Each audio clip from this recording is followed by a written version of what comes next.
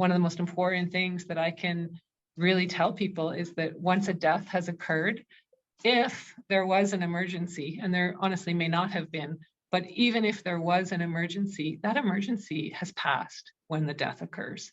And you can just take your time. Just take your time and be with your person.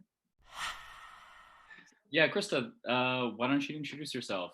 You and I connected a few months back, and yeah, tell me about your practice. Absolutely.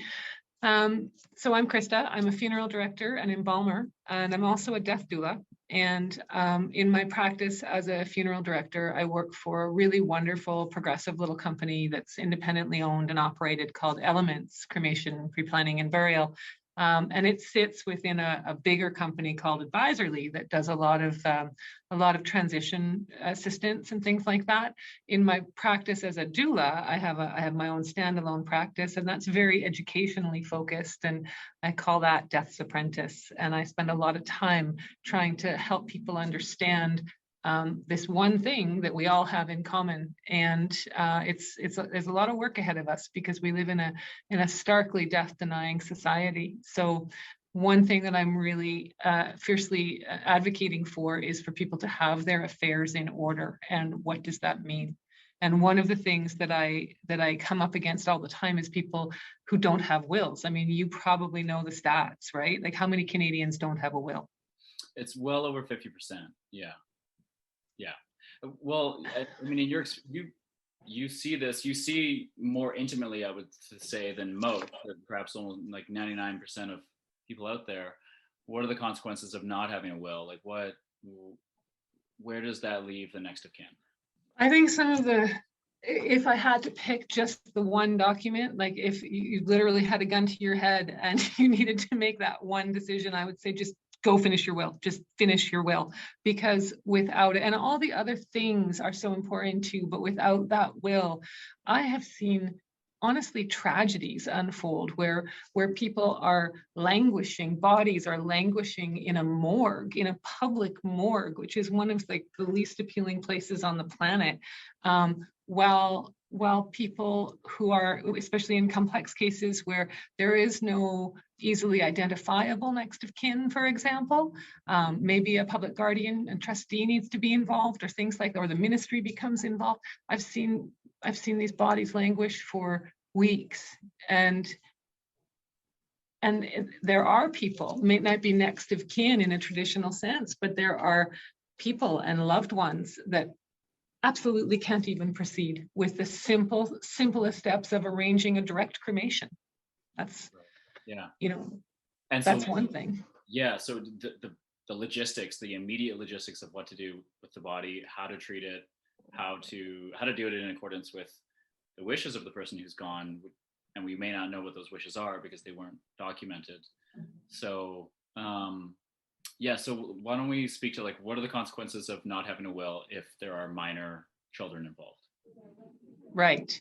I would love you to give me a scare story on that, to tell the truth. Minor children, parents with minor children and no will, it just makes me want to pull my hair out. Yeah. I don't actually have a bona fide scare story, but just the hypothetical scare story is scary enough. Which is simply that a government agency then becomes involved, the public guardian and trustee, to care for any of the assets that are going to be held in trust for the children, right. And then all of a sudden the children are going to be interfacing with a government agency, and while that's not, it is possible to get out of that situation. It requires a court application, requires a significant outlay of time and energy and money to make the court application. Like any sort of court process is going to be at least $5,000. So really? It's just a very expensive, onerous, and emotionally draining process. So, yeah. And what would happen if someone died without a will, and there were like assets in another country, for example? Yeah, I mean that's a very complicated situation then, because well, I mean, what needs to be done, I'll speak first to BC. If there's no will in place, and there are assets that exceed $25,000, then a grant of administration is required. So a grant of there are two types of grants. There's a grant of probate and there's a grant of administration.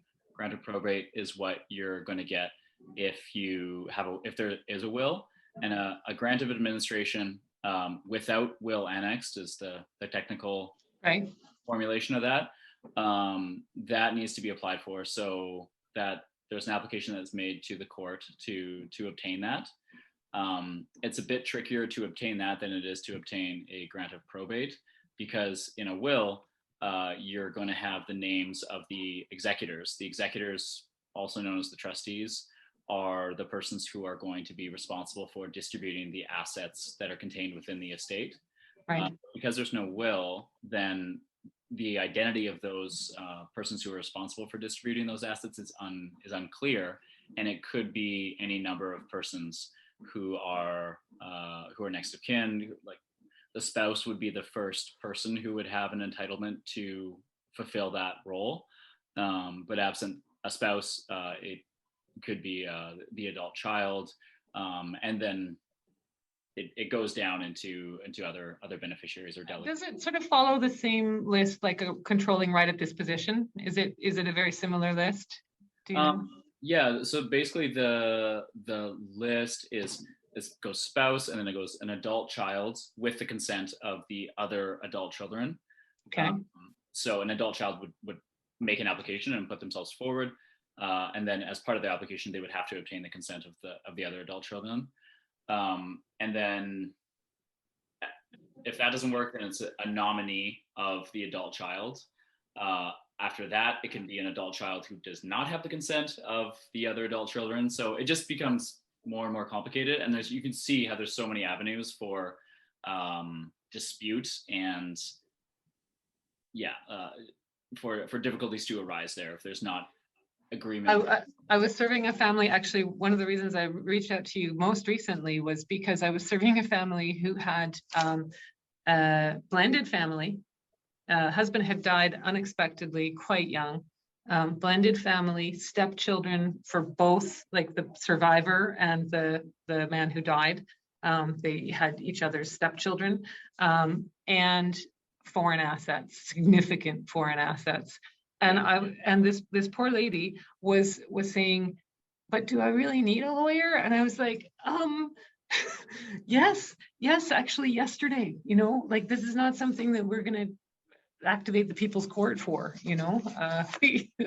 we need expertise to guide us. And she hadn't even begun some of the processes. And yet she was busy sort of trying to claim life insurance and things like this. And I was like, honey, you need to get this dealt with soon.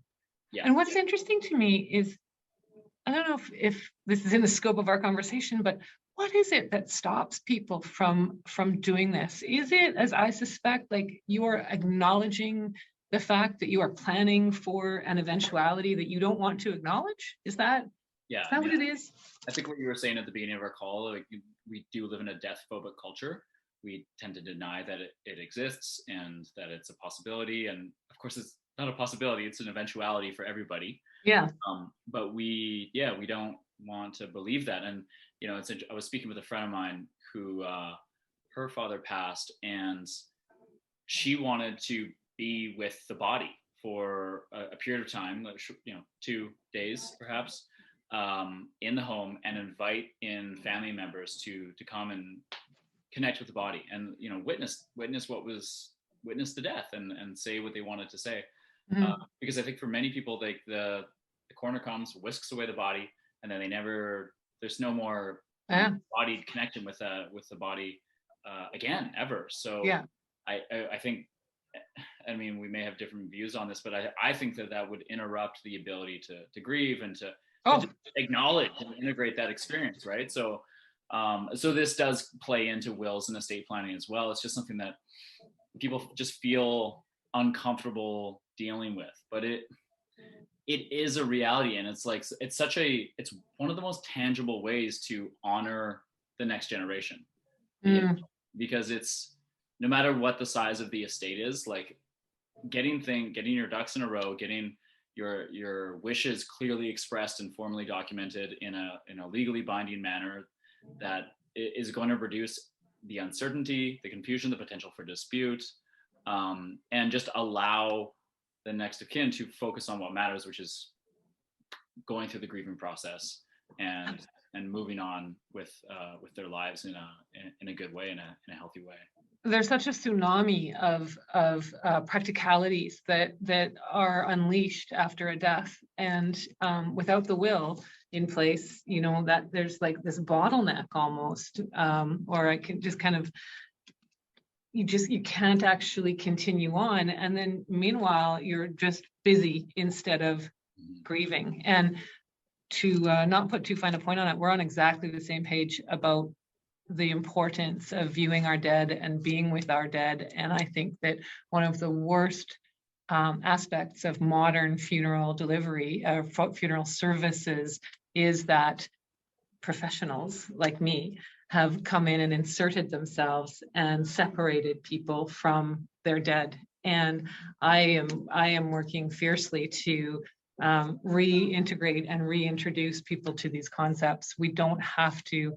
One of the most important things that I can really tell people is that once a death has occurred, if there was an emergency, and there honestly may not have been, but even if there was an emergency, that emergency has passed when the death occurs.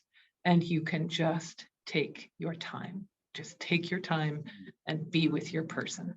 Yeah. And you know what? If all of that other paperwork, if you know where things are, if you have a detailed list or an electronic vault or an old, I honest to God, you're probably going to shudder at this, but I have a shoebox, and and my kids know where it is, and they know there's other backups and whatnot, but they know what they're looking for. So if you can just take care of that, then we can just reintroduce ourselves to the process that we have gotten so disconnected from, that process of caring for our beloveds once they've stopped being. It can actually be quite beautiful, but get a will, right? Get a will, get a power of attorney, get a representation agreement. These are critical documents, and they're, as far as legal services go, they're fairly accessible. They're accessible to almost anyone of modest means, and there are options available for people who can't afford professional legal services as well. So, I was serving a family the other day, and her dad had already really progressed into dementia, and maybe even like a full-blown sort of Alzheimer's, unable to care for himself, unable to manage, and had already been deemed such in absence of a POA. So no POA is in place. Is there anything that family can do to create a will for that man? Well, first of all, like a power of attorney, even if that was in place, would not permit the family to draft a will on his behalf. Most power of attorneys explicitly state you can't alter or draft a will. So that's like the one limitation that's imposed on the power of attorney. Other than that, a power of attorney generally has very sweeping powers. But yeah, the short answer is probably not. That's what I thought. Yeah, when somebody has dementia and is unable to be mentally competent enough to understand the nature of their assets, the nature of who's going to get the assets and all that, then they really can't form a will. Of course, you would want to consult with a professional at that point, and the process there is when there's a question of mental competence, then absolutely you need to consult with a lawyer who has some experience in that regard, and likely you're going to need to get their status certified by a medical doctor if there is like a window of time, which often does occur in cases of dementia where there is some lucidity that can be with. But yeah, what that trenches on, of course, is like, well, is there a potential for dispute within the family, after death and when the distribution is occurring? Because of course that's inviting a will, a contested claim.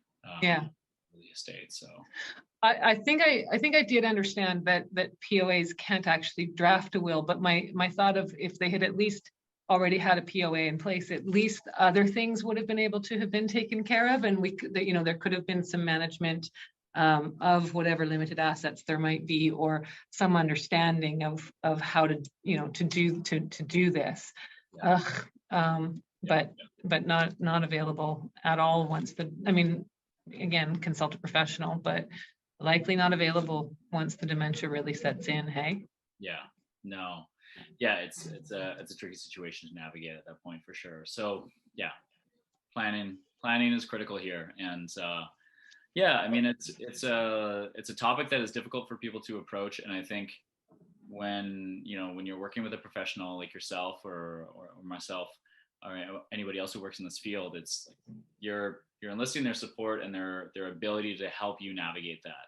It's not just a question of getting the documents done, but it's kind of creating that space to be able to have those conversations with some support and some degree of care and safety. And I think, yeah, there is actually a certain bravery that we need to unlock in people to be able to engage in these conversations. I saw a stat the other day that it was in the British Medical Journal, and it said something, it wasn't a stat per se, but it said unexpected death is the most common death classification, unexpected death. And for a second, I was like, oh, that's quite powerful.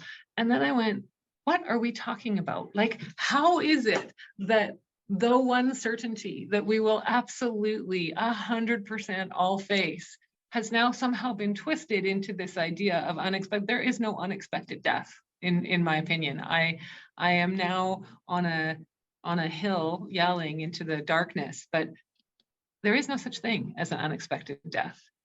It can occur at a time that we might not have foreseen. Yeah. But there is no unexpectedness when it comes to death.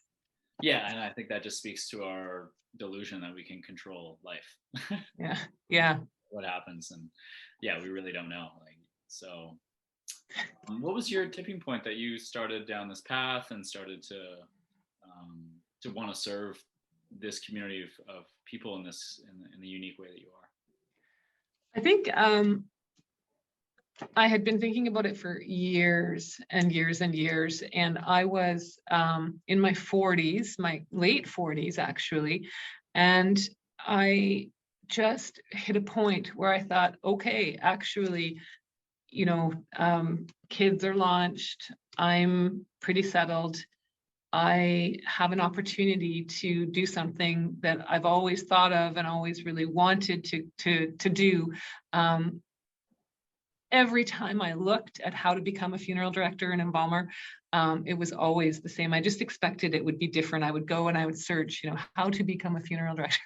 Every time it was leave your office, go and become an apprentice, make apprentice wages, do this for 2 years, and go to school for 2 years too. And I just kept coming back to it, even though those answers were the same every single time. And at one point, I just had all my ducks in a row, and I thought, okay, I'm going to do this. I remember hearing a story when I was probably in my 20s. It was to do with the crash over Scotland, and it was a story about the crash over Nova Scotia in Canada, and it was a story about a Canadian independent funeral home, independent embalmer. They had found really just a part of a person, this boy. Yeah. And the boy had traveled with his mother. The father had stayed behind. They found this part, and the funeral home worked together. The embalmer and the funeral director worked together to essentially reconstruct, and they ended up giving the father this time with his son, and all that this father could see was the boy's shoulder and neck, and the rest was like draped and kind of very carefully done. And the father stayed at his child's side overnight and cried and just stayed with. And it was a story that I heard around the time of that crash. And I remember it just hit me somewhere. I don't even think I had kids at the time. I can't remember what year that was, but I was a much younger woman. And I thought, gosh, that's such meaningful work. And then I went into a completely different track. And I worked in education for years, came from hospitality, went into education, but I kept cycling back to it. And then when I was the director and principal of Canada's largest international school, we had probably one or possibly two deaths every year. We were a very large school. And so that statistically, that was right on track. We were a very large school, but also small enough so that I probably would have known all of those, or been able to place all of those people. And so I very often had to be the person meeting families at airports, helping them navigate the system. Very often people would fly in to come and deal with their kids, their teenagers who had died, right? And every time that I navigated that with a family, I would either think to myself, wow, those funeral directors at X place are just amazing. Or I would think, God, those guys are jerks. I could do a way better job. And so I kept coming back to it. And I finally just decided that I was going to do it. And yeah, it did mean leaving my corner office and my very, significant salary. And I have never been happier. And I've now parlayed it into the education, so kind of sliding back to education, and doing the more personal work in the role as the doula. So I have a much more holistic perspective than I'm quite well placed, because there's not a lot of funeral director embalmers who are also doulas and also educators. So yeah, I found my home. You're really wearing a lot of hats and the role that you've carved out for yourself here. Yeah. Yeah, and it's really exciting. And I just, it's so important to have this kind of approachability, to just be able to say, just what can we talk about? How can we open this conversation? How can I help you do the things that you don't even know you need to get done? Yeah. And stuff. Where can people go to learn more about this, to get started and start the process of educating themselves about, like you said, understanding what they don't understand and knowing. There's a couple of places, and now that we're virtual, I don't feel so bad just being a bit Vancouver centric, because these things can be accessed just about anywhere now. There's an amazing organization called Willow End of Life, and it's willoweol.com.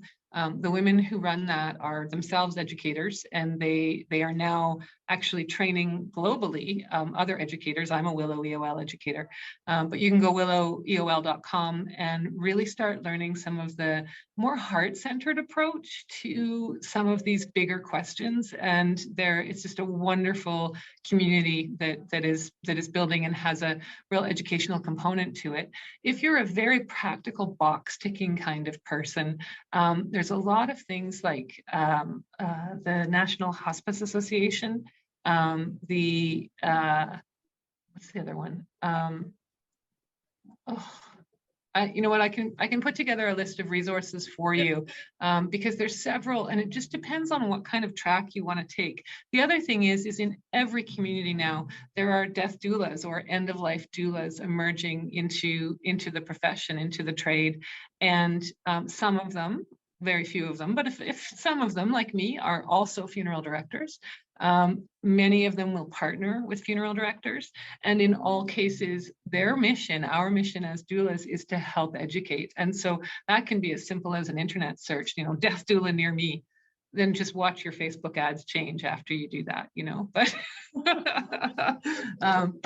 there can be a lot of good in having someone work with you independently, while we would turn to a professional like you, a lawyer, for a will and a POA and a right of representation.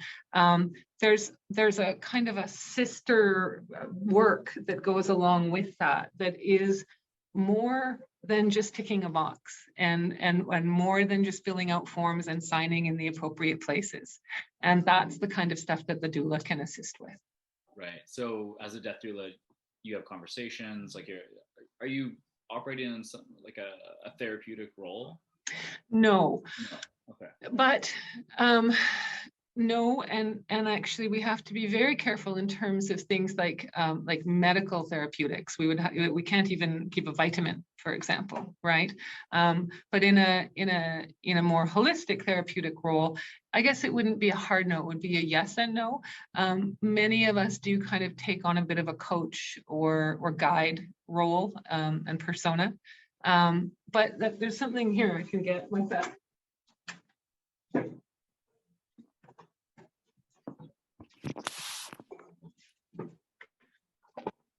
In BC, we're so lucky to have this really amazing workbook that's available for free, actually, from the province.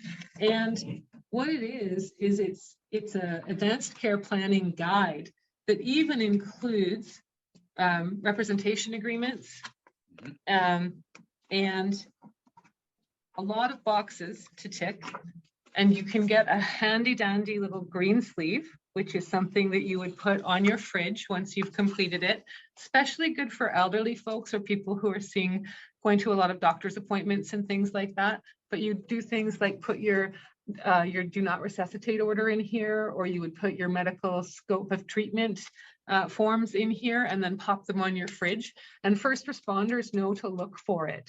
But I have introduced this to so many people, and even though it is page by page and like line by line, it's actually very difficult to get through on your own. And so a lot of doulas will actually use this workbook because it's so handy, but then they guide people through and will help people get from start to finish. If you drop this off at somebody's house and say, just fill this out, the likelihood is that's never, ever, ever going to happen. And all of us, we're all a little bit different, but most of us are a tiny bit hippie. I'm just going to say, just a tiny bit hippie.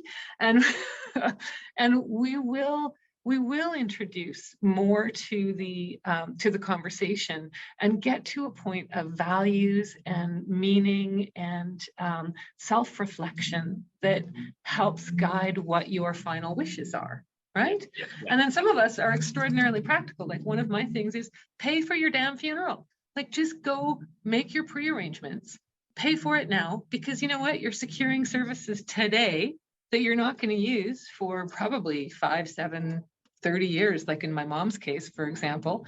And these are all guaranteed services. They will be honored at the price that you paid today in 2021, when you need to redeem it in 2051 or whatever. It's so incredibly practical. Just do it. So there's a lot of folks like me too are kind of in that in-between space where we're quite relentlessly practical. But will also help guide you through exercises that will help you explore things that are a bit difficult to explore. Yeah, well, context is everything, right? And the same goes with the will, the power of attorney, and representation agreement. There's a long intake form that I use with most of my clients, and if I were to just email to them and say, "Get this back to me," it's never going to happen. So it's so important to have those human touch points and to be able to dialogue around it, and because the intake form will force certain questions, just like I'm sure that their planning guide does. And certain considerations that there needs to be some context around it. There needs to be like, okay, well, this is what I've seen done in the past, and if you do this, and have you considered X, Y, and Z about setting up a trust or a way to provide for your children that you might not have thought of, or guardianship, or alternatives, alternative executors or alternative beneficiaries if your children go before pre-deceased, exactly. So there's just so much to it, and it can really just fall to the side of the desk, along with the other bills and things that we don't really want to deal with. So and the things that are really demanding our attention, like right now. The urgency of now. The number of people that I have met who are dealing with this for the first time, dealing with a death for the first time, and maybe their partners or maybe their people did have wills in place and things like that, and so now they're an executor for the first time, and they're dealing with the intensity of all of that. But very often there's no will, as we discussed, like 50% of the general population, the right age, doesn't have a will. Of those people who do, there's some shockingly high number of people who haven't updated in even like the last 5 years or whatever, but much less they haven't updated after a divorce or after, a big business sale or that kind of thing. So really the number is actually much higher. The people who don't have a sort of valid will in place, it's much higher than 50%. And it's totally heartbreaking. But anyway, I deal with so many people in my role as a funeral director that are just barely keeping above the water. And then, what I'm really thrilled about is that often I'll see them again later, and they'll come back to me as a doula, and they'll be like, I can't do this. I can't let this happen. I can't let my experience be the experience for my children. So let's get this work done. Yeah. And I love that. So yeah. Well, you're spreading a very important message, Krista, and because it's literally going to change lives. It will change lives, and these are stories that just don't get told. Yeah. People who go through this, generally, that like their grief is private, and they may not, these stories may never get out. Yeah. So the fact that they're things can be done differently, and there are resources out there who are available to help, and it doesn't have to be as onerous as we might think it might be. So no, that's it. And with the expertise of professionals in these realms, but again, aligned professionals, people who you've met and you have thought of in advance, and you've maybe even interviewed. People don't even realize they can interview a funeral director. You did what you said earlier about, the coroner just comes and picks up. Well, yeah, and that actually does happen, or you make the call and it's not a coroner, but the transfer team comes and picks up, and that's the last time that you ever see. And then all of a sudden you're sitting in some office with, kind of hotel-like art, and you're just like, you're meeting this person who you may or may not connect with for the first time, and you're being asked to make some extraordinarily important decisions. Why not do that work in advance, right? Like just get out there and ask some questions and meet some people and think about it before you need to think about it, because you're going to need to think about it. Like I know a whole bunch of people who need a will, but 100% of the people that are going to need my services. 100%. Yeah. You must have a long waiting list at this point. Right.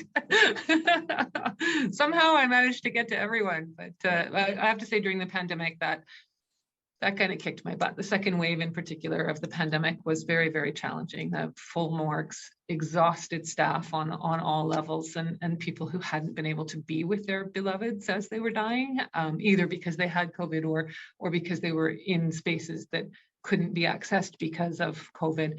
And it was exhausting. I am glad to be seeing the other side of this soon. I just hope that we're seeing the other side soon. No, yeah. Thank you so much, Krista, for joining, for having this conversation. I think it's a very important conversation, and it's not an easy one to have. So it's wonderful to be able to connect with other people who are like-minded and values aligned, and that we can just kind of create a bit of a community around this. So when there are people who need these services, which there is everyone, which is everyone, right? Yeah. They have some people that they can connect with easily and not feel isolated or alone or without support. So I can't wait to connect again soon. Take care. You too. Bye. Bye.